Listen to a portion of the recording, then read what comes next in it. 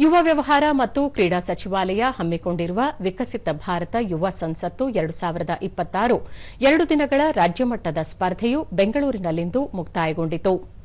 ಜಿಲ್ಲಾ ಮಟ್ಟದ ಸ್ಪರ್ಧೆಗಳಲ್ಲಿ ಗೆಲುವು ಸಾಧಿಸಿದ್ದ ರಾಜ್ಯದ 31 ಜಿಲ್ಲೆಗಳ ತಲಾ ಅಗ್ರ 5 ಸ್ಪರ್ಧಿಗಳು ರಾಜ್ಯಮಟ್ಟದ ಸ್ಪರ್ಧೆಯಲ್ಲಿ ಭಾಗವಹಿಸಿದ್ದರು. ಕೇಂದ್ರ budget 2026 strengthening the Indian youths path towards Viksit Bharat 2047 ವಿಷಯದ ಮೇಲೆ 18 ರಿಂದ 25 ವರ್ಷದೊಳಗಿನ ಯುವಕರು ತಮ್ಮ ಆಲೋಚನೆಗಳನ್ನು ಹಂಚಿಕೊಂಡರು. ಇಲ್ಲಿ ಗೆಲುವು ಸಾಧಿಸಿದ ಅಗ್ರ 3 ಸ್ಪರ್ಧಿಗಳು ರಾಷ್ಟ್ರಮಟ್ಟದಲ್ಲಿ ಕರ್ನಾಟಕವನ್ನು ಪ್ರತಿನಿಧಿಸಲಿದ್ದಾರೆ. ಸ್ಪರ್ಧಾರ್ಥಿ ಕೇಂದ್ರ ಸರ್ಕಾರವು ಉದ್ಯೋಗ ಮತ್ತು ಉದ್ಯಮಶೀಲತೆಗೆ ಹೆಚ್ಚಿನ ಉತ್ತೇಜನ ನೀಡುತ್ತಿದೆ. ಪ್ರತಿಯೊಬ್ಬ ಯುವಕ ಉದ್ಯೋಗವನ್ನು ಹುಡುಕುವ ಬದಲು ಉದ್ಯೋಗ ನೀಡುವಂತಾಗಬೇಕು, ಉದ್ಯೋಗ ಸೃಷ್ಟಿಸುವಂತಾಗಬೇಕು.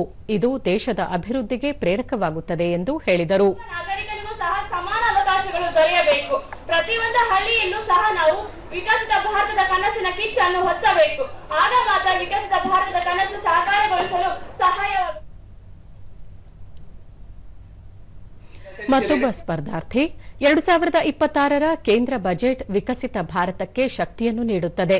ವಿತ್ತ ಸಚಿವರಾದ ನಿರ್ಮಲಾ ಸೀತಾರಾಮನ್ ಇದನ್ನು ಯುವ ಶಕ್ತಿಯ ಬಜೆಟ್ ಎಂದು ಬಣ್ಣಿಸಿದ್ದರು. ಜಗತ್ತಿನಲ್ಲೇ ಅತಿ ಹೆಚ್ಚು ಜನಸಂಖ್ಯೆಯನ್ನು ಹೊಂದಿರುವ ಭಾರತ ಇದನ್ನೇ ವೇದಿಕೆಯನ್ನಾಗಿ ಮಾಡಿಕೊಂಡು ಗುಣಮಟ್ಟದ ಶಿಕ್ಷಣ, ಕೌಶಲ್ಯಾಭಿವೃದ್ಧಿ ಹಾಗೂ ಉದ್ಯೋಗ ಅವಕಾಶಗಳನ್ನು ಸೃಷ್ಟಿಸಿಕೊಳ್ಳಲು ಬಳಸಿಕೊಳ್ಳಬೇಕು. ಈ ಮೂಲಕ ವಿಕಸಿತ ಭಾರತ ಅಭಿಯಾನವನ್ನು ಬೆಂಬಲಿಸಬೇಕೆಂದು ತಿಳಿಸಿದರು. This gives us a huge advantage if we can transform this young population into a demographic dividend through quality education, skills and employment opportunities.